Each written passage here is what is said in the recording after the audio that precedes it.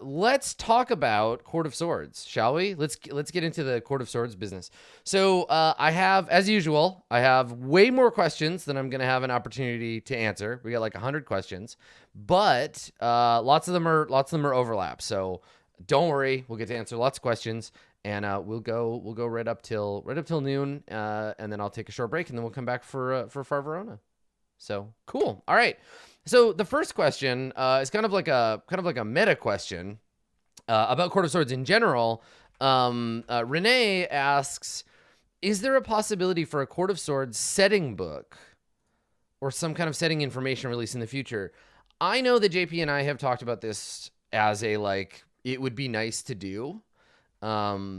These kinds of things are a lot of work, but I love the idea of like hiring artists, hiring a cartographer.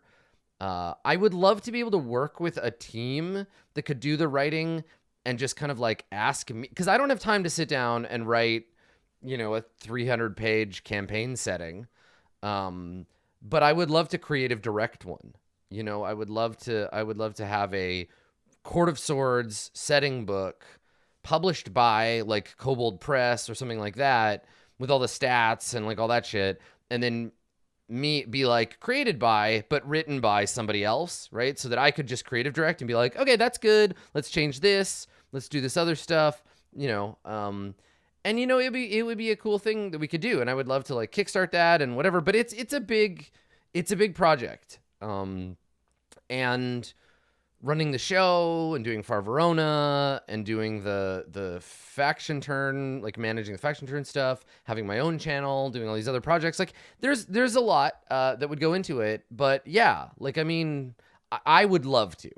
Absolutely. And I know JP would like to too. It's just a question of fitting it into our schedule in a way that makes sense. So if we could find a company to partner up with that we trusted and we liked, because that's how we do other merch, right? We don't like, we will partner up with someone and then creative direct that work. And that seems to be a good amount of, if we're doing a t-shirt or if we're doing pins or whatever, like that kind of thing, a poster, JP and I will work together to produce that content. And that seems to be a good deal. So yeah, I would love to do that. I think it'd be super fun to have that in my hands. And I think the world needs more non-Western, like my favorite piece of like art direction would be like, all right, everybody who's an artist for this book, don't draw any white people because they don't exist in Court of Swords.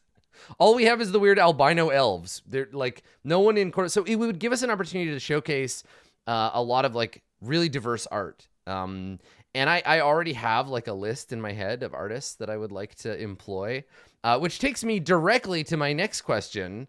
Grog asks, which parts were inspired by Tom Parkinson Morgan's Kill 6 Billion Demons? Unsure if you've answered or spoke about this before, but parts of COS give me that vibe. I love questions like this. I love it because it means I'm doing justice to my inspirations, right? Like if someone comes to the show and they watch it and they're like, this seems like this other thing that I like, and I have not told them, they're not getting that directly, they're just picking that up, that means I'm doing it right. So Grog, to answer your question, heaven. The celestial courts of heaven, that is 100% like highly inspired by Kill 6 Billion Demons. I would say heaven is in my head a mix of like actual Buddhist and Hindu and like Southeast Asian mythology about gods, and like Shinto, little Shinto in there and some of that, a mix of that, and then also the celestial bureaucracy from Exalted is a big inspiration, and then yeah, visually, Kill 6 Billion Demons. In my perfect universe, if we get to do this Court of Swords setting book, the big 2-page spread for heaven, the map of heaven is drawn by those guys, by the Kill 6 Billion Demons folks. Can you fucking imagine how cool that would be, right? Like the dark tower off to one side, the wheel that splits heaven into the districts, the white column of the fountain. Oh my God. I can see it in my head already. When I was describing the Petal. When I was describing Petal, the caretaker of the vault, I was definitely imagining what she would look like if she were a kill 6 billion demons character. So yes, that's great. Thank you for noticing that, Grog. I'm glad that is a thing that you picked up. So on the subject of heaven, Scara 29 asked, how was heaven formed? How is Babby formed? How is heaven formed? From what I understand, there was some kind of deal between some of the gods, but others didn't agree, and so were banned from heaven and became known as the old gods. But how did that come about? So the way I kind of see it, the way I think about heaven's formation is some significant amount of time ago, well, 10,000 years, sometime after the primordial arc, but before the actual like current campaign started, but not too far after the primordial arc. Basically, there were only gods of the earth, right? There were gods, the gods that lived and made up creation. So like you're walking down a road and there is a god of that road, and the god of that road lives probably in a community of like metaphorical village that is made up of like the god of the fields on either side of the road, the god of the village at the end of the road, the god of the sky and clouds that hang over that village. Like gods were local, they were local objects, right? You worshipped the local gods to get good weather. There was no like over god. There was no concept of like the sky is only the sky above you, and maybe the sky above a different village or the sky above the ocean is a different god. Yeah. So there were all of these little separated, non-interconnected gods. And then I guess something happened. Something would have happened that would have like a prophecy or a vision or something. And like the gods started to gather. And I think this is the result of humanity. Like there's a chicken and egg situation here where it's like, did heaven form because humans were important, or did humans become important because heaven backed them? So I think that there was this species of humanity that was like starting to become like significant, and maybe they changed the gods somehow by their worship. Some say poisoned, maybe. Some say advanced, who knows? But basically the gods that were most prayed to by humanity, the gods that humanity loved most and that love and humanity, like how that stuff worked, was what caused a bunch of them to get together and decide that humanity represented the destiny of the universe. Humanity was the most important thing there was. And in order to empower humanity, we had to give them access to the fountain, which was already there. It was like the source of all divinity, the source of power, the source of reality, the source of all souls, etc. And so, yeah, maybe the gods became more human as the humans worshiped them, etc. But eventually they were like, look, we have to give humans power. We have to create clerics. We have to divide the wheel. We have to create the wheel. We build the wheel around the fountain, the hub of the fountain. We divide the wheel into its spokes, each of the arcana representing one of those spokes. And heaven is built. Remember, everything in Court of Swords cosmology is both literal and a metaphor. So like the Wheel of Fortune is both a metaphor for the turning of fate, but it's also heaven. Heaven is literally the wheel. So it's both. And so as we built heaven, so too did we build faith. Humans began worshiping them. Humans started building cities because they were empowered to gather. And then the courts formed and the world was given structure, right? The gods that didn't want to be a part of this, the gods that were like, no, we don't agree. They were not included. They were not allowed to join. They were not allowed to join heaven. They were given the choice, and there was probably some fighting. Some of them were slain. And when you kill like a powerful primordial god, I think they just go to sleep, right? Like they are like, you can't kill these gods in the way that we think of, because death is below them. Death is a concept that we kind of had to invent to give sense to the universe. So gods like the black serpent that what's her name? Nakana Ino worshipped the Black Serpent. They like were killed and went to sleep, slumbered around the roots of the earth, that kind of thing. Maru Bhavati is another one of these gods, the great mountain that used to be worshipped by the sort of Montagnard like tribes of the area that is now the city of Brass. Like back when Nameless was still around, the Nameless soul guy was like a person. When his tribe showed up to build the city of Brass, Maru Bhavati was still probably awake, right? Because the city of Brass is the oldest of all human cities. So anyway, that's kind of where my thinking is at. Obviously, we have this kind of back beyond the mystic mists of time. Like there's some of that shit. Some of it is mythology. Some of it is true. I think even the gods of heaven have forgotten most of it. It's complex, but that's the gist of how I think of it.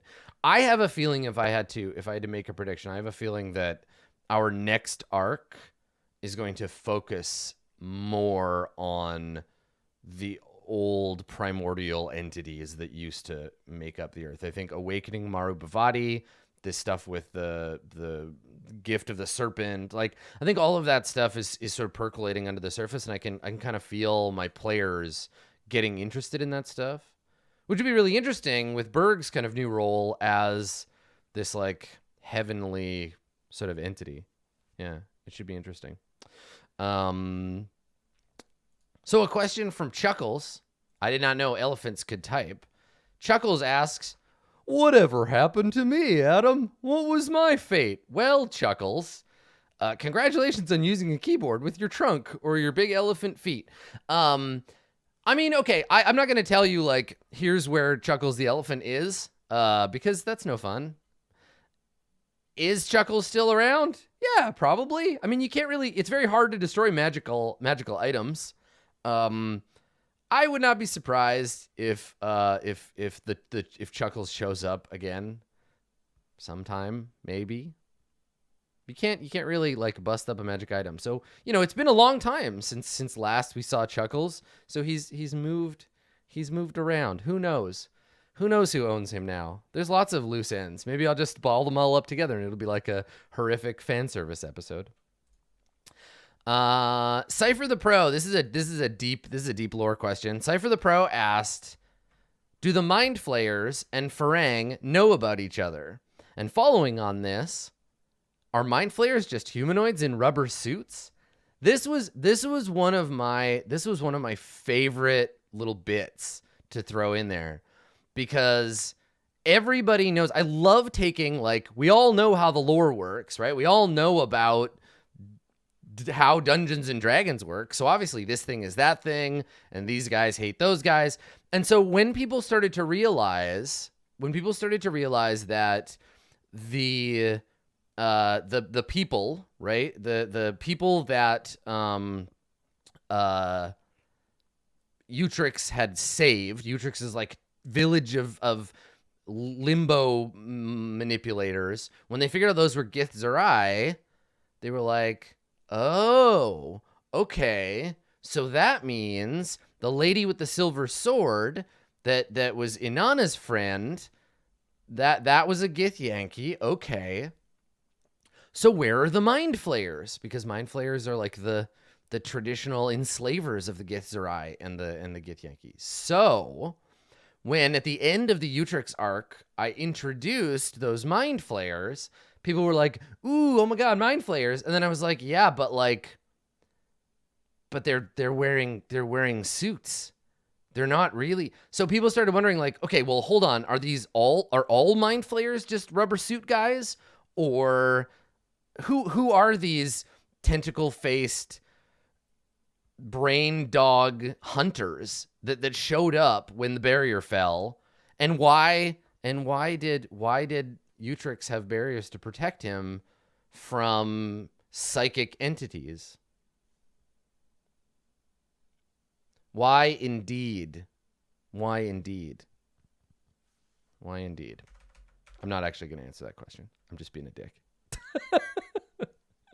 Yeah, I mean, I put that in there specifically to ask questions. It's a thread. It's a thread that's attached to the Farang. It's attached to Utrix. It's part of the, like, where are the Farang from, and like what is their deal, kind of origin story. So if we go there and if we learn that, I feel like the Farang are going to take a back seat. Like if the PCs succeed and they awaken Maru Bhavati, the Farang front will be defeated for now, and I will shunt them into the background. Now that we don't have a Farang spirit getting like worked around on Berg, I think, you know, they can take a back seat. So we'll see. But that's connected to that, the mind flayers and like what their deal is, who they are, that kind of thing. Yeah. So, I got a couple of questions here. Edakishi has a few questions about things. So let's see if I can answer a couple for you, Edakishi. So, the first question here is, when we had the time skip with Berg, would it not be fair he'd gotten a higher wisdom score? The thing about that, and this is Dungeons and Dragons, right? As he would have trained and learned things and he would have known more and not be fooled by things. You can't get smarter in D&D unless you gain levels. You can't do it. Like if you're dumb, you're going to be dumb forever. So no, I don't give out attribute points for time passed. And that's the weird thing, right? Is that like, but I think the thing is that Berg's intelligence and wisdom are locked because that's just how smart he is capable of being. Like you can't teach a monkey how to program a supercomputer. It doesn't work. You can't do it. Berg has reached the maximum level of how smart he is. You could learn new languages or proficiencies or whatever, but he's never going to get any smarter. And that's okay. I don't like the idea that Berg's low wisdom and low intelligence is like something to overcome. Like it's just who he is. That's just part of the character, right? Like, what do you want? Do you want Berg to have all 20s in everything? Like, I think that it gives him character, that he's just like not very smart and easy to push around. Because if characters are perfect, if they're all smart and fast and tough and stuff, they have no flaws. And he's not that bright, and he's easy to fool. And that gets him into so much trouble, right? That's why when Berg says no to someone bossing him around, it means something. So I like it. I think it's fine. I think that it's okay that the characters just are a snapshot of who they are. Right? Yeah. I mean, I would say it would be interesting to give the inverse of the like you're as smart as a rug arc would be the you get a headband of intellect temporarily, right? It's the flowers for Bergeron. Yeah, right. Which is great because it's like flowers for Algernon and Harrison Bergeron. So he gets the headpiece of intellect. We get like, haha, super smart Berg for a couple episodes. Then he loses it and he's like, what happened? So yeah, I thought that'd be funny, but I don't think we need a smart Berg. I think the characters just are who they are, and we don't have to want them to be perfect. I think they're better when they're not. What are the gnomes up to? Do they have a kingdom? Oh God. Okay, so here's the thing about the gnomes. A, I fucking hate gnomes. B, Sean is the only gnome I ever want to see in this campaign. C, I would be so happy if they went and found cultists of Imix and Imix killed all the gnomes forever. That would be the perfect end. That Persnigatron and all of his people were horribly incinerated, just like Zawaz was and that's it. And I could just be like, I'm sorry, gnomes are now officially extinct. I would love it. I would find that so fucking funny. If it doesn't happen, that's fine, whatever. But literally, they are an endangered species. They only live in one place in the universe now. That's the forest, the Shulin Valley, the misty forest of the Shulin Valley. And that's the thing. I just think gnomes are annoying. I think gnomes, like as a trope, are really annoying. they're fine, like, as comedy, I guess, occasionally, but I didn't have the heart to say no to Sean. I knew he would do a good job, and I thought it would be a funny thing to let him do, but I feel like that's the only gnome I really need. I'm gonna just, like, gently encourage people not to be them, and I will leave it in the players' hands. If they would like to extinguish gnomes forever, then they're welcome to do so. Yeah. Yeah. Plus, whatever, we got halflings. It's fine. It's fine. Let's see.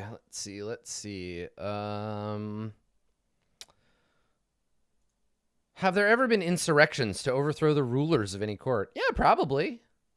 Yeah, Mara cults, or people who were political insurrectionists who ended up getting blamed for being Mara cults.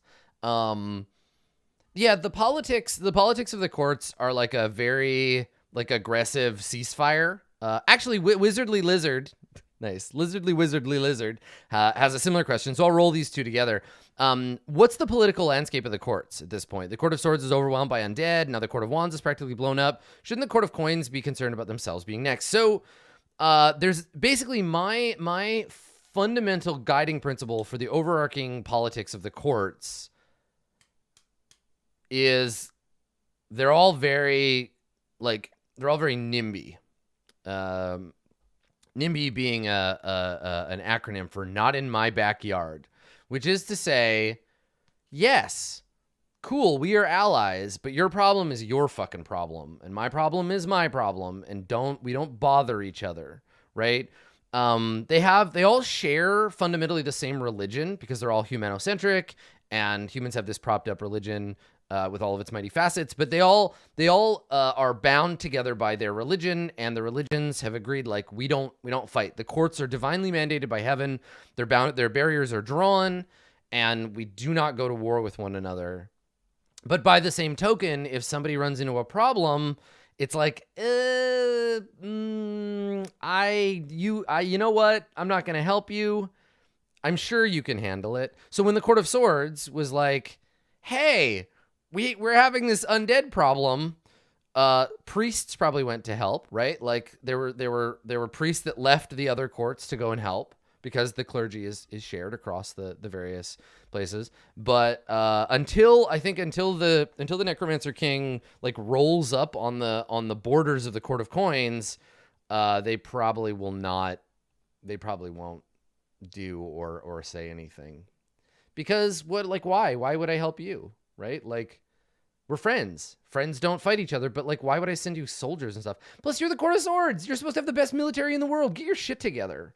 So they're very laissez-faire. They're very hands-off until they themselves are threatened, or until there's some kind of, like, divine mandate. Now, remember, heaven is a fucked up mess right now. Heaven is undergoing their own sort of problems, and so they can't really focus. The eye of heaven is looking inward, and so there's no gods that are able to be like, hey, you should tell the Court of Coins to get their shit together because things are bad. So yeah, the Shulian Valley is a thing because the courts are not allowed to go to war with each other, but there are, like, border disagreements. There are police action, right? The Shulian Valley was like there's varying states of Cold War between them, but they never actually, like, occupy each other's territory or that kind of thing. Yeah. And yes, as you've noticed, everywhere the PCs go, the world kind of turns to shit. Funny how that works.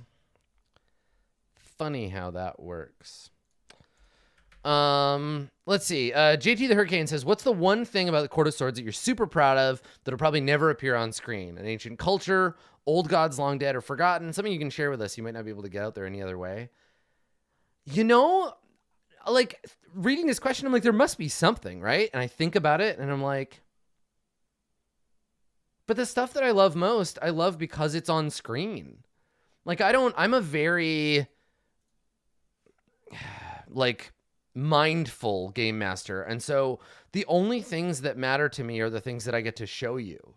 Everything else is just like a cloud of maybes.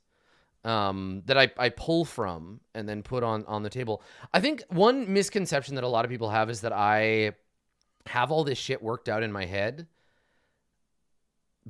but I really don't. Like, 9 times out of 10, when I am spitballing something cool or weird, I'm not reading from my notes. Like the warden, the guardian of the vault, Petal. A lot of people were like, "Whoa, how did you come up with that? Like, she's crazy and amazing, and what a great design." And I'm like, "Thank you." I don't know. I just fucking winged it. Like, in the moment, all in my notes, I had her name, and that was it. And I was just like, "Fuck, I got to come up with like a cool way for this person to look." And on a different day, she probably just would have been like a human. But I was feeling particularly weird that day, and I was like, you know what? I'm going to go full on Spirited Away with this shit. And that's kind of how it goes. Like, I draw from like a random assortment of inspirations, and I mash them together, and I try to just go with what illustrates the weirdness of the universe, right?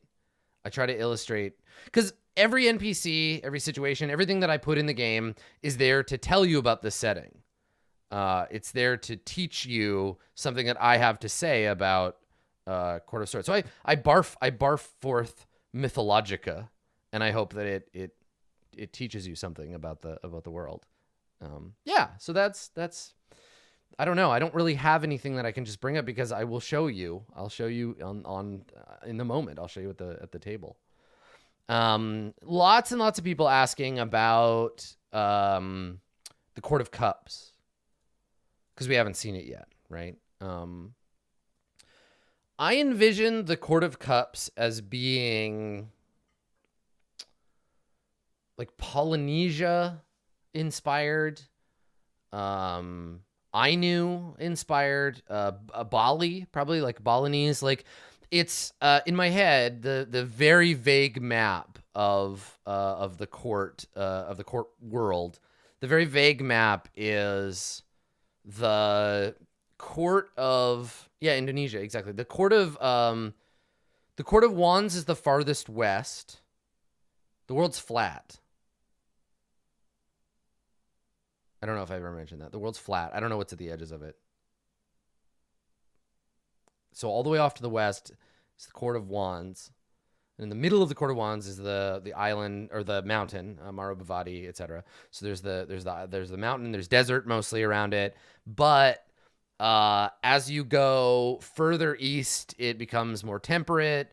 The middle of the world is the Court of Coins, so middle north. And the Court of Coins is pretty much like India in the southwest, because India and Pakistan and Afghanistan and the Middle East kind of borders the Court of Wands and the Court of Coins. But further south, there. You want me to just MS Paint this shit? Let me just draw you a shitty MS Paint version of how I envision the world of Court of. Do I have that? Okay. We're gonna do it like this. Okay. So the way I see it is like the Court of Wands is like the kind of over here, maybe smaller than that. So the Court of Wands is like here, and then the Court of Coins kind of goes like that, and then the Court of Swords is like there. Let me get myself out of your way here. So the Court of Swords is like there, and then the Court of Cups is an island chain that goes like this, and then all this other shit is water. And so biome wise, like this area is probably all jungle, and then there's like steppes and like badlands and stuff like here, and then desert right there, and then like probably like rocky Badland coast, like kind of North Africa maybe style like stuff here. And then the rest of the court of swords is pretty much the rest of the court of this is pretty much just like jungle, like deep jungle. And then the area here, where's my cursor? The area here is all plains and steppes and like kind of mainland China. And then I imagine that there are areas of like conflict, right? Like the Shulin Valley. The Shulin Valley is like here, right? There are probably a bunch of islands here that the various courts can't agree who they belong to. There's probably conflict in these areas about who owns what. Obviously, this is our Balkans kind of area. I envision the court, the city of Brass is probably like right here, right? And then this is probably all like open ocean. Yeah, so that's kind of my hideous drawing of the world of Court of Swords. This is why I would hire a cartographer to actually do this. But that's kind of how I envision it. I don't know what's outside of it. I don't know like kind of what's at the edges. You know, it's all still like, I don't like drawing full on maps as the first step. I like filling it out as we play. So yeah, the Court of Cups, yeah, I don't know too much about it. We've seen a couple of NPCs from there. I imagine it's people very wildly because it's so long, right? Like it's such a long stretch. Like I was kind of inspired, not culturally by Japan, but ethno-diversely by Japan, because like, if you look at the Ainu, right, you go all the way up north in Japan, you go to Hokkaido, North Hokkaido, the indigenous people that live and did live there, the Ainu and what are those islands that are between Raven from Snow Crash is from there. He's not Ainu, he is Aleut.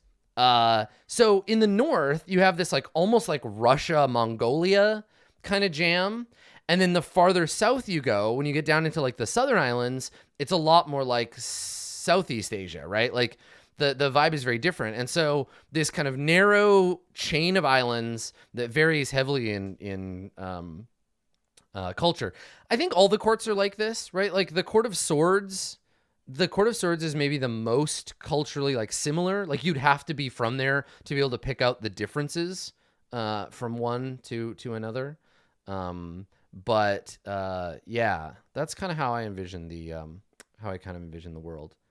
Yeah, the city of Brass is about to get nuked, just nuked as fuck. Maybe not, right? Like what's gonna happen? I don't know, but it's totally possible. Maru Bavati wakes up, shakes off the city, kills all the Farang, but then he's alive and awake. That'll change things.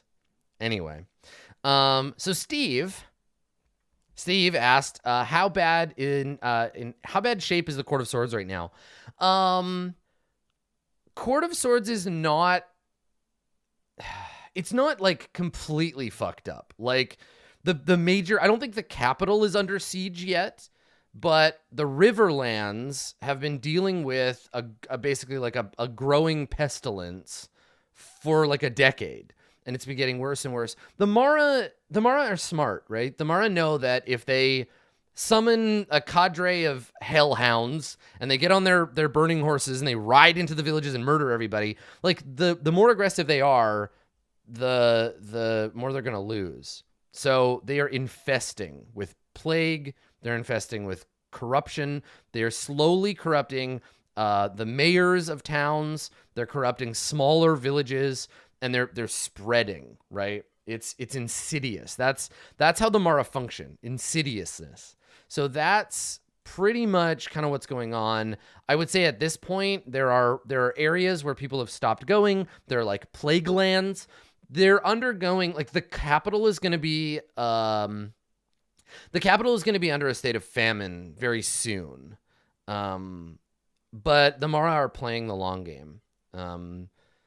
And I think most of the news from the city, from the south, from the Court of Swords, is suppressed in the other kingdoms. Like they're just like, shush, don't talk about it. Don't worry about it. If the PCs go there, they will be in a very strange place where the rules don't apply so much anymore, where people have given up on the wheel. I think it'll be really interesting to see that happen. It's coming apart from the inside out. It's not like under a state of war all the way across, but there are definitely places like the Necromancer King's Citadel or whatever, definitely places where like the dead walk the earth. Like don't get me wrong, there's some fucking brutal hellscape, but yeah, it's a whole thing. It's maybe happening more subtly than people think. Let's see. Workless Gamer asks, having established that racial heroes recur throughout history, what causes a soul to step outside the wheel like Emperor Faye? Surely this would be determined by the wheel, or is this the hypocrisy of heaven? Some gods just have like favorites. I mean, okay, so there in the world, there are things called bodhisattvas. So a bodhisattva is a Mahayana Buddhist concept of a person who is able to reach nirvana, a person who should become one with the fountain, but delays doing so out of compassion to save suffering beings. So this is the, I could become one with a fountain, but I choose not to so that I continue to guide others. Like I am already perfect and I am ready to ascend. And being granted bodhisattva status is something that heaven does to prevent someone from becoming one with a fountain, a mortal soul. So Emperor Faye is one of these. There are probably a few more. And it's just, the gods can elect to choose not to reincarnate someone. An Azamar or a Tianxi is just someone who's like high up in the chain, right? Like a Tianxi are servants of heaven who are on their way. They're like middle managers of heaven. They're on their way to becoming a divine entity. Emperor Faye is not a Tianxi. He is an ascended human. He's a bodhisattva. Do you want another diagram? Let's do another diagram. These are fun. So this diagram I'm going to show you. This is kind of how like beings work, right? So we have like celestial gods. Oh god, this is so small. Can I copy and paste this? God, I hate you, MS Paint. Because you're not. Oh god. Okay. All right. You totally can't see that. We're just gonna go like this. Okay. Where's my font chooser? Here we go. Okay. All right. So there's like celestial gods, and they're big and powerful, and they live in heaven. And then there's like over here, there's like Tianxi, and there's Genasi, and there's humans, and there's dwarves, and then there's like the other races, like halflings and gnomes and shit. Then there's orcs, monsters of various sorts, animals, and I think that's it. I think an animal is the lowest form of souled creature. And then there's like the terrestrial, the primordial gods, right? Tieflings also exist kind of like outside of this struggle. So the idea here is that a soul, right, as a cosmological object, a soul is created by the fountain, and the fountain is everywhere. All of this stuff is powered by the fountain. I should use a thicker brush here. There we go. So yeah, powered by the fountain. And the fountain flows in. So a soul, it doesn't have any native form. A soul is given form, perhaps as an animal. And if that animal does animal stuff, right? If the animal lives its life properly. Animals have a really hard time accumulating dharma. So when they die, an animal might be reincarnated as a monster. A monster might become an orc. If you live your life as a good orc, maybe you become something else. But then, if you screw up, if you don't follow heaven's plan for you, you might get shunted back down the chain, right? So, for example, like a human who, full of hubris, tried to, who tried to like become a god, right? Who tried to become a god, like Utrix, for example, but that didn't work. Uh-oh. Guess who gets to shunt back down to the bottom of the line, right? So the idea here is that what you want is to live according to heaven's design for you to eventually achieve nirvana. Now, at any point, if you live a really, really good life, like, for example, say you're Emperor Faye, you have a really, really good life, and heaven loves you, you may be eligible for nirvana, but one of the gods might say, no, it's cool, we're going to keep you. You are now outside of this whole struggle. You're going to get shunted over here, and you become a bodhisattva, right? So that's how that works. The idea is that eventually everybody just becomes one with the fountain. Nirvana is the goal. That we all just become one with the universe, and that's how it is. That's heaven's kind of mandate. That's their plan. The Mara exist to fuck with this plan, right? There's also people in heaven, there are Tianxi, who are like, I think we just maybe don't want to go away. Right? Because I think that like gods are outside that, right? Gods don't go up and down. Gods don't move through the line. The primordial gods, and they are the world. So when the last soul joins the fountain is meant to overflow and consume the universe, right? In pure light and glory. And we all become one. And all the gods will be evaporated with them. And that's like their reward. But some of the gods are like, I kind of like being like worshipped and having all this power in heaven, having this nice house and all this like ambrosia and shit. So like, let's keep the wheel going, but like, let's keep it going really slowly, right? There are Ron Swansons in heaven. The Swanson faction is like a real thing in heaven where they're like, I like being a part of this bureaucracy because it benefits me, but I would like to slow it to a crawl. Right? So yeah. That's a thing. That's a whole thing.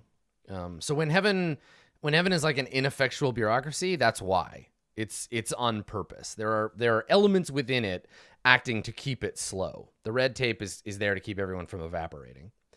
King Rajesh has asked, when will our chariot king Mara, ruler of the Mara, be summoned into the world from the depths of the abyss? If I needed a last boss for this game, I promise you, it will be a giant tentacled penis on a golden chariot. I promise. I've said this from the beginning. The giant dick god is 100%. Ultimately, what I would love is if we could do this in a live show. The last episode, be like, you were going to go fight the king of the Mara, and I could just put my statue down on the map and be like, boom, there he is. There he is. But no, he's a demon. He's like a CR30 demon prince. So, give it time. Give it time. Cool. Okay. Let's see. Ulf himself asked, has news of the Farang invasion spread to the other courts? And if so, how does this affect the world at large? Like, it's a bit like the situation in the court of swords, right? With the undead and with the necromancer king and the Mara and stuff. They're like, I've heard a terrible thing is happening in the city of Brass. Oh, thank God it's not happening here. I don't believe that's true. These are made up stories. the city of brass is a long way away. I think mostly it's just disbelief, but eventually, especially if the city gets destroyed, people will be like, what happened? Like, how did this occur? The Farang are mysterious because the gods cannot perceive them properly.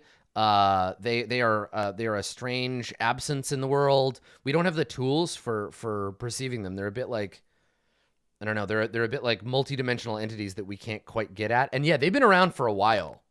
They've been probing this world. The Court of Swords knows about them, but they're folk tales, right? Like, we've had half elves in the world for a long time. So yeah. Let's see. Sam asked a question that I think covers some other stuff too. We know of the 4 earthly courts in the Court of Heaven. Is there a Court of the Void or a Mara court? The Void is a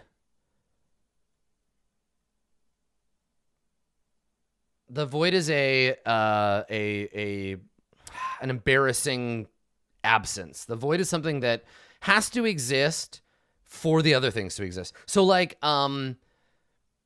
we fear the night, but it gives contrast to the day, right? Like the Void, there are these void days where nobody does anything. They are a way to balance the calendar. It is seen as necessary. Sometimes people are born during these days. That's bad luck for them. There are void souls. You don't want your child to be born with one, but that's just kind of how it goes. There's no official court, obviously. The Mara are not connected to the Void because the Void is part of the order, right? Like when we talked about, like, think of the Mara as null, right? Like when you talk about, like, in computing, it's like we talk about binary computing as like 1 and 0, right? 0 and 1, 1 and 0. But there can also be null, like an absence of data. That's what the Mara are, right? Like there are the elements: fire, earth, wind, water. Void is technically an element. It's a 0 element. It's a bad element, but it's still part of that thing, even if it's embarrassing and we try not to like focus on it. It's a bad luck element, but it's real. The Mara are an absence. So if there was like a Void court or a Void organization, they would be just as opposed to the Mara. They would be like the black sheep. Yeah. They are, and again, like, I use NPCs to show this stuff off. They're the exiles. They are the people who are part of the system by being not a part of it, if that makes sense. You know, like the fucking the Sheriff of Nottingham, he and Robin Hood have a symbiotic relationship in that Robin Hood is given a degree of authenticity by the Sheriff of Nottingham saying he's an outlaw and not just ignoring him. That makes sense, right? Like the sheriff is empowered by criminals because if there were no criminals, the cops would not need to exist. That makes sense? Am I communicating that properly? That's kind of how I see it. Yeah, there are definitely like void genasi. Yeah, 100%. I think if somebody wanted to play a void genasi, I would use the Shatterkai from Tome of Foes. I feel like that would be, I think that might be the thing. Yeah, I think that might be where I would start. Yeah, cool. Okay. Let's see. Lots of people asked what happened to Twee. I don't know. We'll have to go to the Court of Swords to find out. Maybe she's dead. Maybe she's not. I don't know. I mean, I do. I have an idea, but I'm not going to tell you. Let's see. Some questions about how the Court of Swords interacts with the rest of like the D&D multiverse.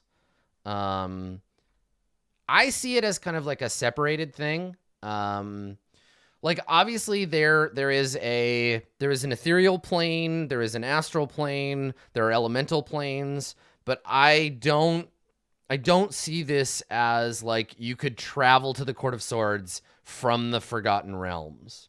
I don't believe in that kind of like, I don't think that crossover shit is possible. I think there are definitely other planes, but you can't walk through a door in sigil or sigil and get to the Court of Swords. I want it to exist separate from any of that. Yeah. And I mean, I reinterpret and adjust some of those things, right? Like obviously the monsters, like the Githzerai and the Githyanki, and they have connections to like the greater planes and stuff. And I will continue to reinterpret and adjust, but yeah, the court stands apart. It is a perfect crystalline sphere that people are not able to penetrate, except if you're the Farang. But the Farang aren't from like Karseri; they're from like their own home place with its own laws and rules. Mona asked, did angels and other divine entities always exist, or did the fountain create them? Did someone come from the outside and build heaven around the fountain, or they just emerged from it? The fountain has always existed. As long as creation has existed, the gods existed. Some of the gods ascended from the earth to found heaven and become heavenly gods, but they're all pretty much the same. The gods don't get to participate in the wheel of reincarnation like the other entities do. They're kind of the shepherds and guardians of it. But really, every god in heaven used to be like a river god or a forest god or something, but now they're all trumped up and they think they're important and powerful, right? Like, gods who are gods of concepts weren't always like that. Like the god of good luck started their life probably as like the god of a particularly bountiful harvest, or the god of a particularly thick gold vein or something, like a nice river, right? So that's sort of how that works. I think angels are just like celestial entities are just mostly ascended versions of humans. They're just nice monsters, right? They're like, in that shitty diagram I did, they might be above the Tianxi. Some monsters are like different, like dragons. Dragons are like, I think dragons probably have the most in common with primordial gods, which is why if we start leaning into the like primordial shit, right? Because Ramus I think is starting to lean into being like a weird primordial cultist. Obviously, Yoji has some distrust issues with heaven and stuff. The Maru Bhavati waking up is a thing. I think that we are leaning into learning more about the primordials and the dragons and stuff. And I think that the dragons, I think the dragons are probably just like very powerful demigods, essentially, like semi-divine entities. They're not gods, but they're not mortal either. And I think they fit into their own. I think they fit into their own category, which makes me excited to learn more about them. When I say that, I mean I don't have answers, really. that's pretty much the jam. Yeah, so let's see what else we got. You guys got some good questions. These are awesome. Let's see here. We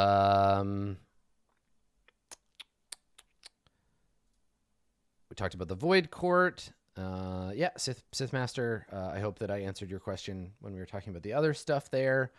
We talked about the primordial gods waking up. Basically, in my mind right now, the primordial gods are like Cthulhu or Godzilla, or, you know, like the little baby ones are like the Tarrasque. Bigger ones are like natural disasters.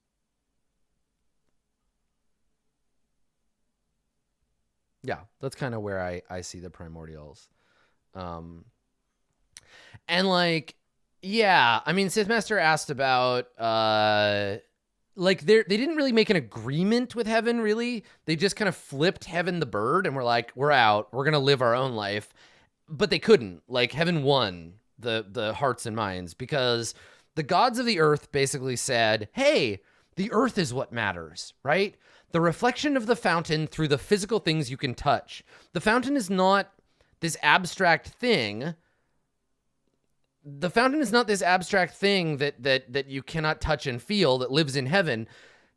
The fountain is the water of the river, the cool breeze on your face, the heat of a fire. That is the fountain. And heaven was like, nah, bitch, the fountain is you leveling up. The fountain is this pyramid scheme that we have set up. The fountain is nirvana. The fountain is you getting what you want out of life. The fountain is humans are the best. And of course they won, right? Because heaven, they're a bunch of dicks that focused on humanity. They have an agenda and they won. The gods of the earth are kind of like, but the good stuff, like smoking pot in a field and just like thinking about your life. Nope. Nobody wants that. People want cities and agriculture and gold and jewels and hierarchies and want to be told what to do. They don't want to like flop around in the woods with their dicks out. I mean, some of them do. And that's why the primordial gods haven't been forgotten completely.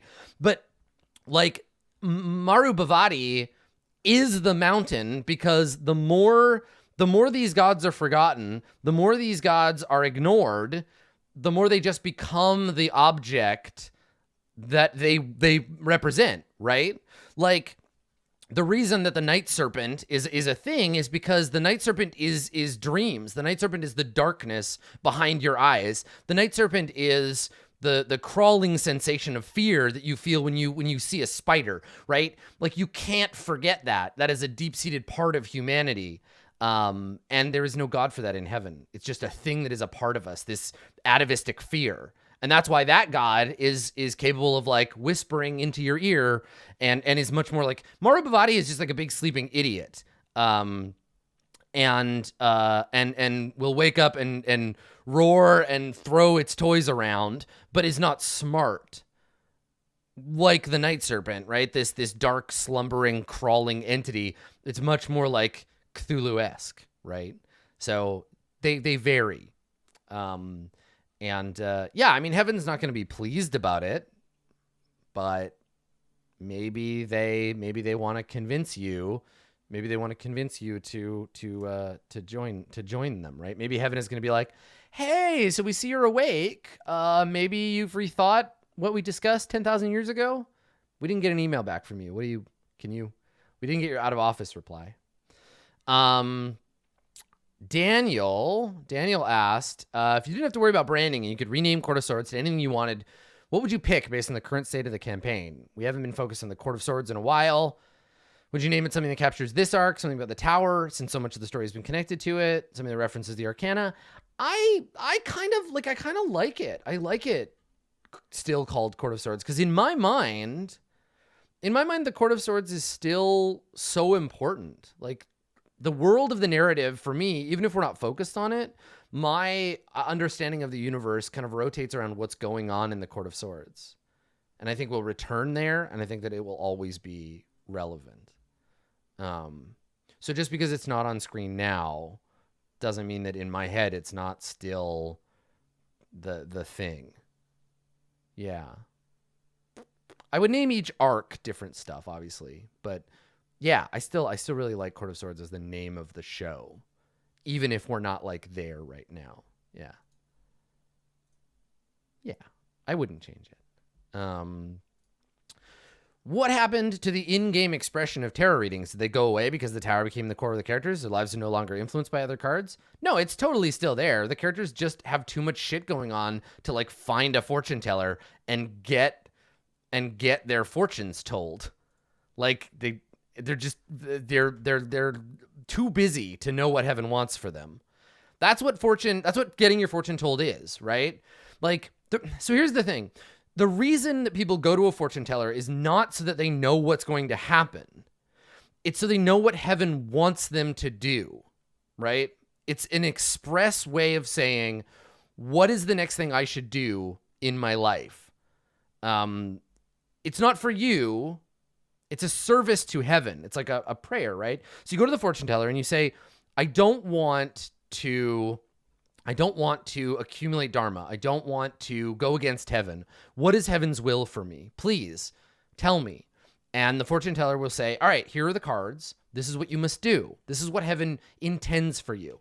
The players have sort of stopped caring what heaven wants for them and have been doing their own thing. And it's not going great. They are accumulating dharma. I know what heaven would want them to do, but they don't give a fuck. They are just doing their own thing. And that's okay. But like the dharma meter is rising. But not for Ramus, though. Ramus is not accumulating dharma. Ramus does not care. Ramus can do whatever he wants. His soul it's not clean, because before he died, he did a lot of really dumb, fucked up shit. But he's not getting any more, so that's good for him. I guess. Yeah.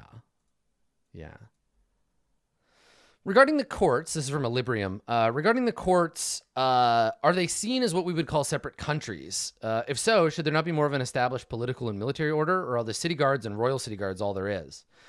I mean, they're like religious states. They are boundaries drawn by the will of heaven. They're not like modern countries. For example, the Aharisa, they protect the city from the city's enemies and from the enemies of heaven. But like every country has its own division. The real way all this stuff shakes out is every step of the hierarchy has the 4 people that rule it, right? The king, the queen, the page, and the knight. And then they are subdivided into smaller ones, right? So like the city of brass has the 4 immortals, and they rule the city of brass, but they also rule the court of wands. But there are other cities in the court of wands. There are tribes that travel the desert, and they all have their own king, queen, page, and knight. An individual family will have a king, a queen, a page, and a knight, right? And that's how the base, like families are the base level of the hierarchy. And that's kind of how that shakes out. For the most part, because that's the way that heaven has defined that humanity should structure themselves. Yeah. Let's see here. Jabba the Space Gangster asks, is Ramus really onto something with the idea there's a greater controlling power beyond heaven, a sort of arcana Lovecraftian force influencing existence that heaven just thinks itself a part of in a minor way? I don't know. Like, I don't know. I don't think so. I think the mistake is thinking that the fountain wants anything. The fountain is a mindless power source that can grant magical energy if you know how to pray to it, or you know the magic words, or you were born with the right blood in your veins, or whatever, right? All magic in the world is driven by the fountain, except for Mara magic and psychic bullshit. But that magic flows from the fountain. The fountain powers all of creation. The arcana aren't like real, right? Like they're not a pantheon. They don't actually do anything. They're fake. They're just a way for heaven to teach stupid monkeys how to get spells. They're a way to trick humans into accessing that power and follow a particular path that will lead them to, like, heaven figured out that if you get a human to behave a certain way through their life, when they get to the end of their life, if they did the right things, they followed the correct path, when they die, they will become closer to the fountain, right? That's what heaven figured out. And so they codified that shit as the arcana. They taught humans to be guardians of each stage of the arcana and to walk each other through these stages. So the purpose of a cleric in Court of Swords is to shepherd humans through their life. So if you're struggling to move through your life in a certain way, if you get stuck, you might get sent to a cleric that can help you through that part of your life, right? And if you do it right, with the guidance of clerics, you get to the end of your life and you die, and maybe you become something better. And then you do it again. And you do it again. You do it again until you become one with the fountain. And then you're done. Good job. You did it. Your soul evaporates into the grand schema of the universe. So I don't think that there's any like dark puppet master pulling the strings, because I think it's all bullshit, right? It's all just a way to trick humans into spiritual evolution. Why would you want to not exist anymore? Well, because then you get to be one with the universe. You get peace and oneness with all things. Your consciousness expands out into the... Like, this is the thing. Individuality is a sin in the Court of Swords cosmology. Yeah, it works. No, it totally works. The process of reincarnation and shit, it totally works. Like, you can do it. If it didn't work, it wouldn't matter. But you become part of the greater universe. It's slow, and it's going to take, billions of years to evolve humanity to the point where they've all achieved nirvana. That's the end goal. But it's doable, right? It works. It has happened. So, yes. Yeah. And that's just how it goes. Yes, there are less and less souls in the universe until there is only the fountain and the gods. And in that last, like we said, in that last moment when the last soul is one with the fountain and there are no more souls, only then can the fountain flow forth. It can burst the dam and evaporate the universe. And we will all become one with the glorious light, and we will have won our eternal battle, and that will be it. How is the number of people growing? It's not. It's pretty much just staying the same, because people are having a really hard time of it. There's a lot of shit going on, but no, we're just revolving the same souls over and over. I mean, there are like 555 billion of them or whatever, right? Like there's some divine holy number that we are trying to like work down, but right now there are a fucking lot of them. We've only been at this for like 10,000 years. There are a lot of animals in the world. So there's a question, and this is a great follow-up question. How are souls created? Are new souls ever created? If not, then mathematically the Mara would always win in the long run. The number of souls are finite. The Mara take one. So the Mara don't take souls. The Mara are not like the devil, where they're like, hee, sell me your soul. Yoink, hey, this is mine. All the Mara do is just convince people not to behave. All the Mara do is, hey, wouldn't it be fun if you just accumulated like a lot of Dharma? Wouldn't that be awesome? And like, I'll give you some magic so you can live like 10 times longer than any other person. Dharma would be awesome. Dharma would be great if you had a bunch of that, because fuck heaven, right? Like, fuck nirvana. You have to become one with the universe. No, they don't understand. Fuck you. Like, you just get to be part of this universe here now, right? You could be rich, and your family could be rich, and everyone you know could be well off and great. That's why they go after people who don't have anything, right? Vampires don't destroy souls. Vampires, when they eat a soul, they just get fat with it. The most powerful, eldest of vampires in this setting are just like swollen with stolen souls. And that's why heaven hunts them down, because pop one of those and you get a bunch of souls that are freed back into heaven. There is 100% a campaign of like Taoist vampire hunters that you could run in this. That would be a fun campaign to do, right? Like a group of heaven-backed vampire hunters seeking out vampires to kill them and free their souls back into heaven, back into the cycle. Yeah. It'd be fucking awesome. Yeah, soul piñatas, right? So that's, yeah. Tianxi vampire hunters. Yeah, right?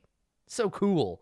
Yeah, yeah, they're a severe concern, but only in the sense that they like suck up souls and then just like, I'm so full of souls. I've got 10 million souls in me. Oh, I'm the best. I've killed so many people and eaten them. Yeah. I think that there are entities that feed off of the lower soul. Because remember, when we talk about a soul, that word, just like gods, soul is used to mean a bunch of shit.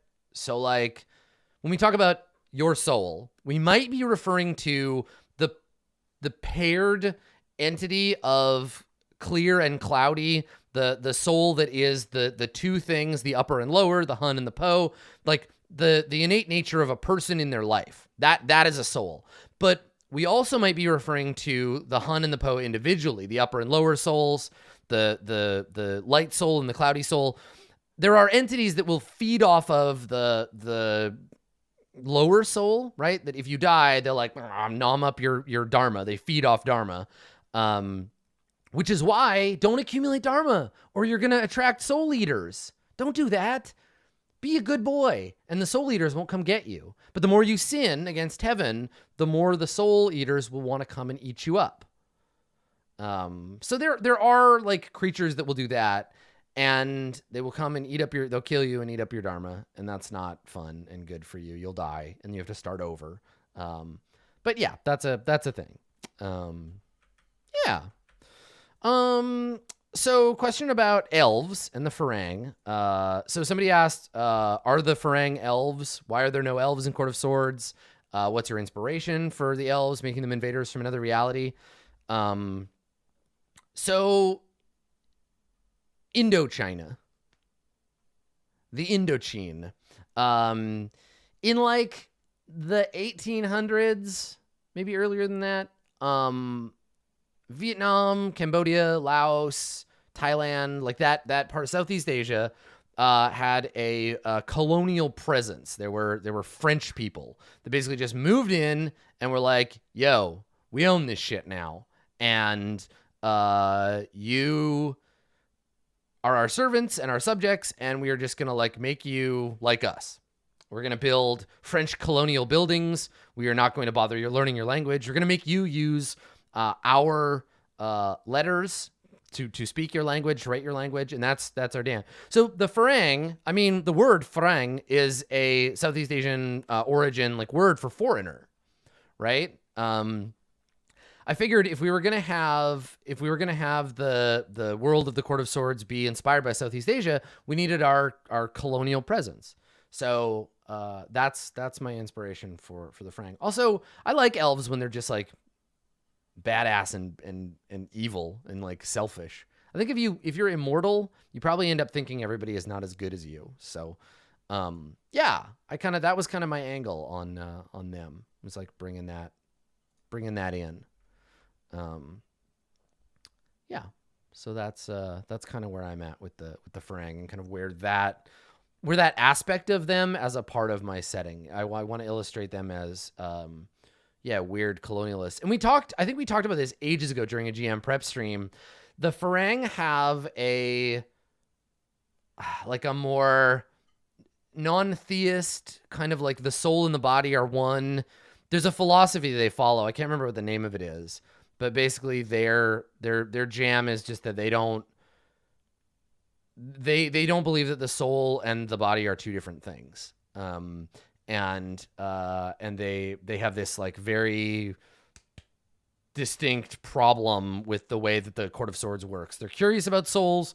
The fountain is a massive power source that they would like to tap into, and they can do some cool shit with it if they get a hand on it. So yeah, that's kind of where they're at. Yeah, so they're here to just like elf things up. Let's see. Are all Warlock subclasses the purview of the Mara? Nope. No. There are in a future version of the Court of Swords, in a future part of the arc, I can 100% imagine. I love the idea of celestial warlocks. I love it. Into it. They are 100% going to be a canon thing once heaven's problems escalate. I can definitely see like there are angels who directly have human servants. There are definitely like warlocks that serve the primordials. There are some warlocks that serve the Mara for sure, but a warlock is someone who makes a deal with a power source that is not directly of the fountain. They are funneled through somebody else, or they have an external power source. I could see Farang creating warlocks. There are servants of the Farang who are warlocks whose magic is all psychic stuff, like psychic warlocks who act as servants of the Farang. If we don't wake up Maru Bhavati and the City of Brass becomes the golden ziggurat of Farang power, the Farang will definitely start creating half-elves like crazy, lots and lots of half-elves, and then psychic fae warlocks that serve them. They're like human Gestapo, basically. They're mandarins, or they're like they're Mandarinate, right? The best of their servants will become those kinds of creatures. Yeah, totally. Yeah, warlocks are interesting. And then heaven, celestial warlocks. Like we saw the angel that was using Anne the Empire, right? So Anne's character and that angel kind of belong to the faction of heaven that will eventually create, if they stick around, will eventually create celestial warlocks. Yeah. Totally. Yeah. So Sully, but not Sully, Sully asked, hey, Adam, I was curious. How do you develop some of the extended names for the NPCs in Court of Swords, like Grasping Hands or Golden Fist Princess, as well as some of the locations, the House at the End of All? Does that depend on the locale or court, or is it just some other generator off the top of your head that fits? Both?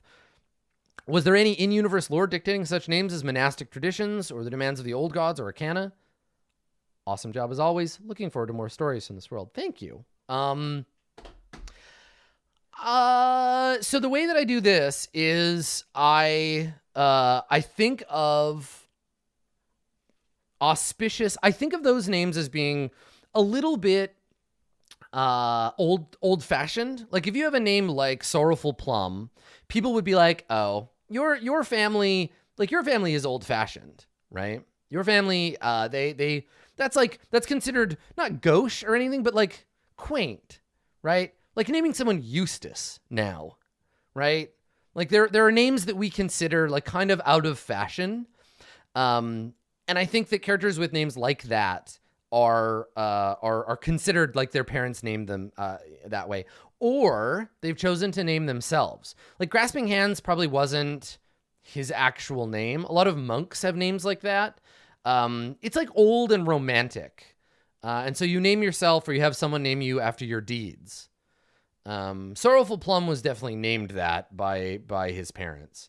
And so what I imagine is I think about the literal translation of the name, right? Like Sorrowful Plum is our translation into English of a Court of Coins name. Yeah, right? I just want to be left alone. That's a name that he gave himself in a kind of sense of irony, because he's a hermit, right? And it was kind of like a funny thing. I think it's just like a thing that you can either name yourself or you can name your children if you are kind of romantic and kind of old fashioned. Yeah. And I think it probably originates from a time back before we had like, it originates from like primordial, like cave dwelling agricultural humans, where we were named after our purpose we served, right? The one who gathers wheat, he who listens to the babbling of the river, the sound of rocks tumbling down a mountainside, because that's what was like present at your birth, right? I think that's how we all used to be named way back in the primordial days, before the idea of like a personal name was a thing.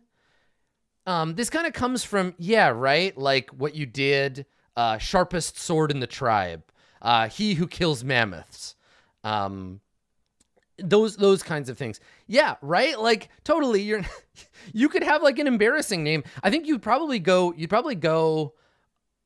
your whole life without having a name if you didn't need one. But then if you did something important, or like if we needed to differentiate you from someone else, we could do that. But the idea of individuality wasn't really something that we cared about back then. Yeah. Yeah. That makes sense? Is that, yeah, right? Like, born by accident, or almost died as a child, or whatever, right? Names that are either prescriptive or descriptive, depending. Yeah. So Lupe Mero, yeah, dropped on head. Yeah, right? Totally. Yeah. Those are totally things. Yeah, like burnt left hand. Just ways to differentiate one thing from another. But we also named trees and rocks and caves that way, right? Like river that divides the south and north. I guess we wouldn't have south and north, but like river that divides one land from another would be the name of the river. But then also like, long hair who lives on this side of the river. You would grow up to be like, couldn't stop crying, or never sleeps. Like everyone would have names like that. And so that eventually developed into like language. And then there's this kind of old timey way of describing these things. So Lupe Miram asks, if everything was going correctly for the fountain and souls were being sublimated into it, what would existence be for the last like 100 souls? Oh God, they would be micromanaged so hard by heaven. They would probably all be gathered into one place. I imagine as we lose people, the world gets smaller and smaller and smaller. And eventually it would be like a fishbowl where all of heaven is just focused on making sure these last 100 people, like you would not be lost souls wandering the world. You would be heaven's babies. You would be like very gently. Yeah, we get a reverse Garden of Eden. Exactly. We slowly work away until there's only 2 people left or 1 person left. It would either be the greatest thing on earth or the most miserable shit if you were the last person, because all of heaven and all of the remaining Mara and whatever was left, all of creation would be focused on you. Yes, I'm sorry. Court of Swords is a battle royale. I know. I didn't want to announce it, but here it is. Court of Swords is a battle royale, and eventually the world gets smaller and smaller and smaller until there's only one of you left, and then you get a chicken dinner, and you become one with the universe, and all of creation destroys, and the game uninstalls itself, and your computer lights on fire, and your house lights on fire, and the world lights on fire, and everyone's dead. Congratulations. You won. That's what happens. It's the ultimate battle royale. I never even realized that. Court of Swords is a cosmological battle royale. Yeah, I mean, the Bodhisattva would be part of heaven because they're there to, their intent purpose is to shepherd people. So they would go away when the gods do. They would basically, they're allowed to quit anytime they want and become one with the universe. So they would do that at the end. They would sublimate along with the last soul and the gods. Yeah.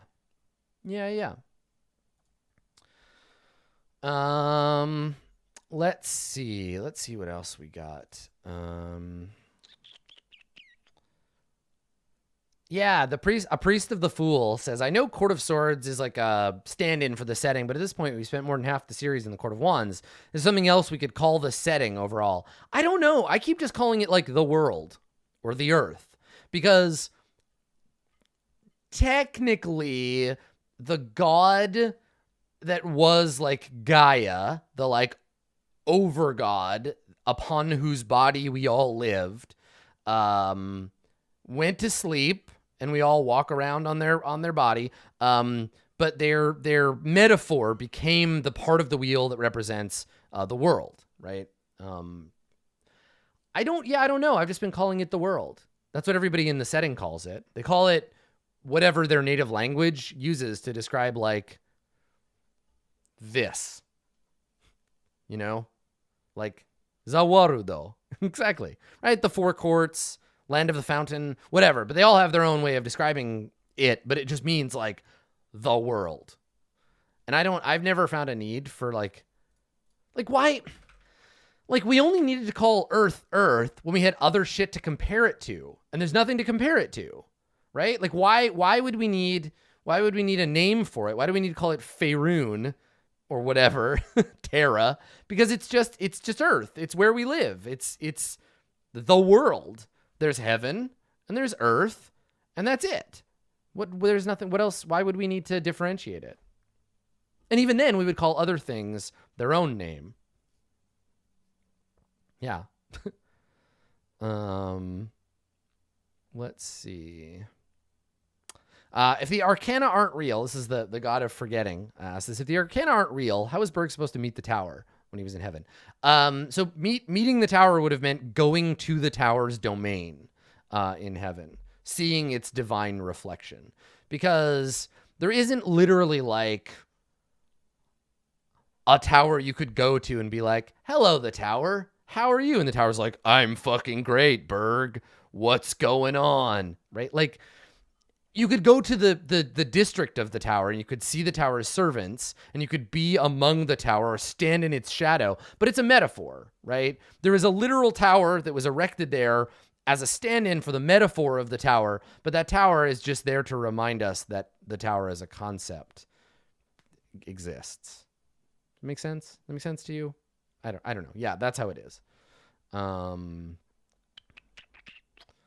We talked about where the Farang get their power from, themselves. They're all gods to themselves. They believe in themselves first and foremost. Are there other planets? No. There's like the sun and the moon, but they are, again, divine reflections of heaven. They don't literally like float around. They're just like images, right? They're shadows on the dome of heaven above us. Yeah, no other planets, but there are other places, right? We've seen a few. We've seen, yeah, the Farang were from somewhere, but they fucked that up real good. So wherever the Farang are from, it's gone now. There is a mushy outside place where Utrix made his realm. So there's this like mushy outside place, but there's no other like, you can't like get in a spaceship and fucking fly to another planet. But there is some kind of like phlogistonic goop outside of heaven.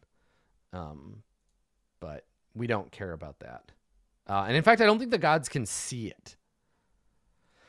Are there elemental planes? Yeah, there are, the elemental, but remember, elemental planes are literal places, right? Like if you, the elemental plane of water is just like the deepest, darkest part of the ocean.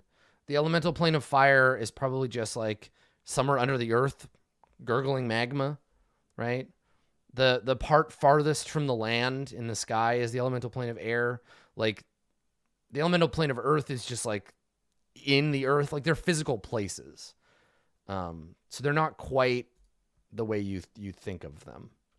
Yeah, exactly. Agni and Imix and them like live in and are part of the plane of fire, but not really like that.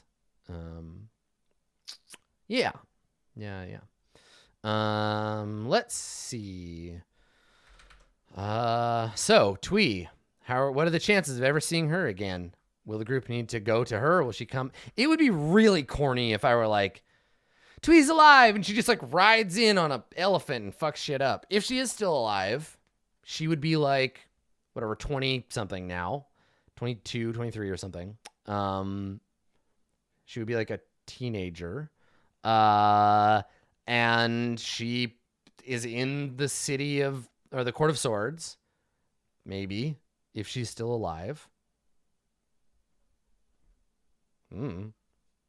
Maybe. If they go there, maybe we'll find out. Or maybe she's dead.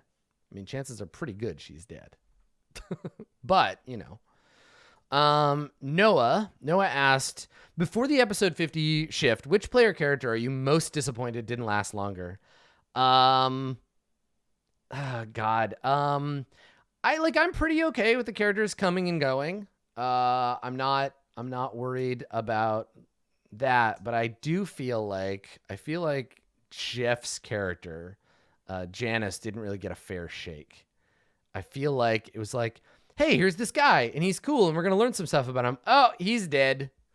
And I don't mind that he died. I feel like that's fine. That was in line with the game.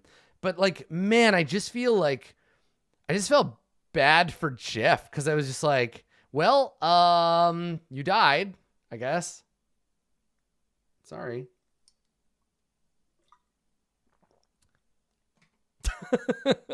You know, like I was like, yeah, live fast, die hard. Jeff died today. Exactly. Yeah, that was more for Jeff rather than for like Janice. But hey, I mean, he invented the rapier beheading meme, so he lives on forever in our memes. Don't let your memes be dreams, kids. As we shift arcs with these characters or other characters, do you plan on going forward in time for the main show, or might you go backward? The main show will never go backward. There is no time travel in this except forward, and I will never, in the main campaign, if I can help it, I will never go backwards. We might fill in historical gaps with sideshows, but and like one-shots and stuff. But the main campaign is for me to move the storyline of the world forward, not back. Momentum, right? That's the jam.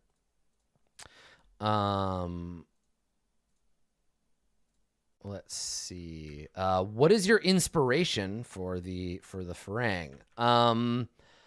Well, like obviously, we talked a little bit about like French colonialism. French colonialism is a big inspiration there, but also like, I mean, you can guess, right? If you watch the show and I describe the Farang, I bet you we absorb some of the same material. You can guess. There's lots of like, I mean, obviously the Tau and the Protoss are big inspirations there. The Kryptonians, right? The Kryptonians are an inspiration. A little bit of like maybe ancient Egypt. What's interesting is that there are a lot of people who are like, yeah, but like Stargate, the Stargate guys. And I'm like, I never fucking watched Stargate. I love when that happens. I love that so much when people are like, oh, this is definitely an inspiration from that thing. And I'm like, I never even watched the thing, which is great because that means that we're on a wavelength. Me and these other nerds that write for TV shows. That's super fun. I really like that. I love when that happens.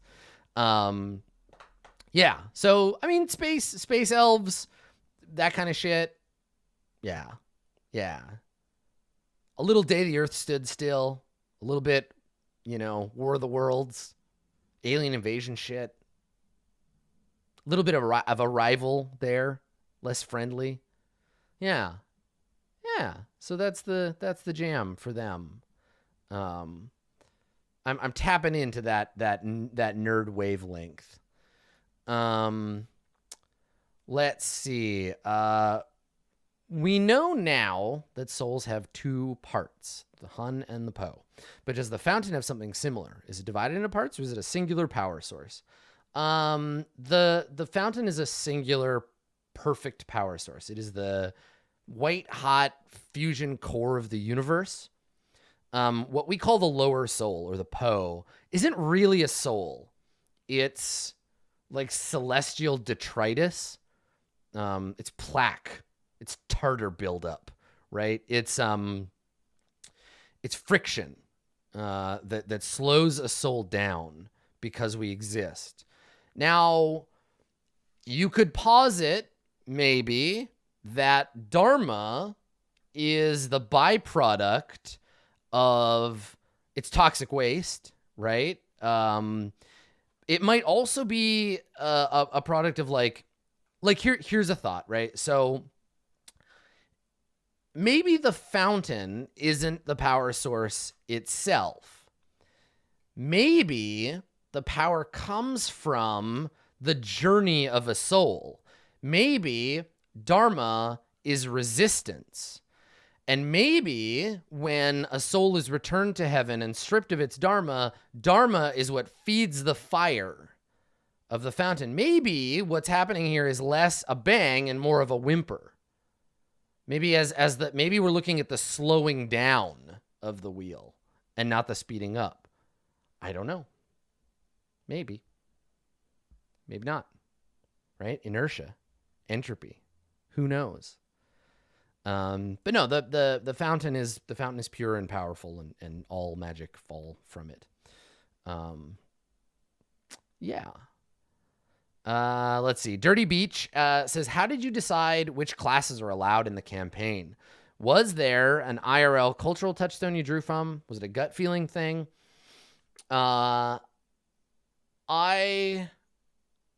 Yeah, I mean, it wasn't mechanical. I wasn't like, I don't like these classes, let's fictionally justify it.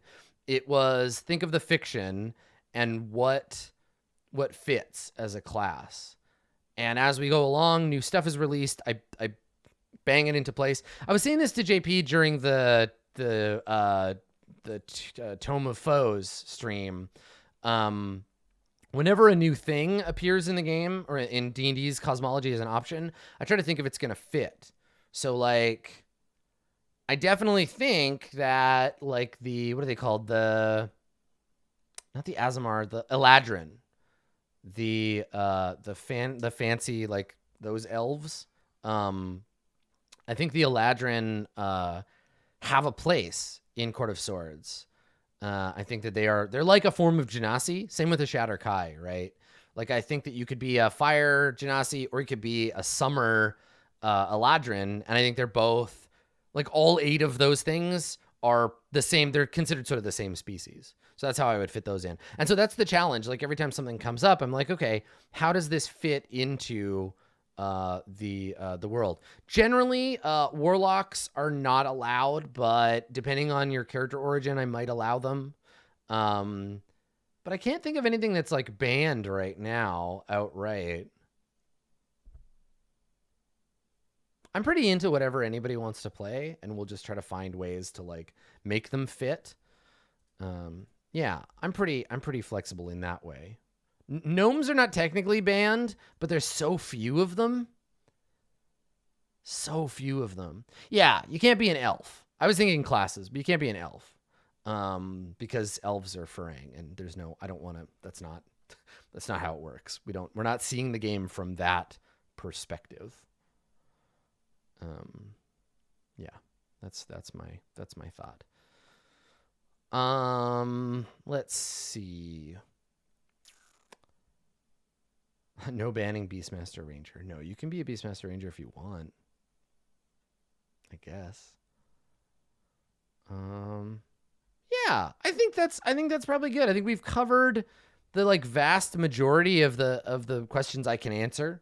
You know, some of these are about other stuff that I'm not ready to, like, you know, talk about yet. But yeah, I think that's where we're gonna land on the lore stuff.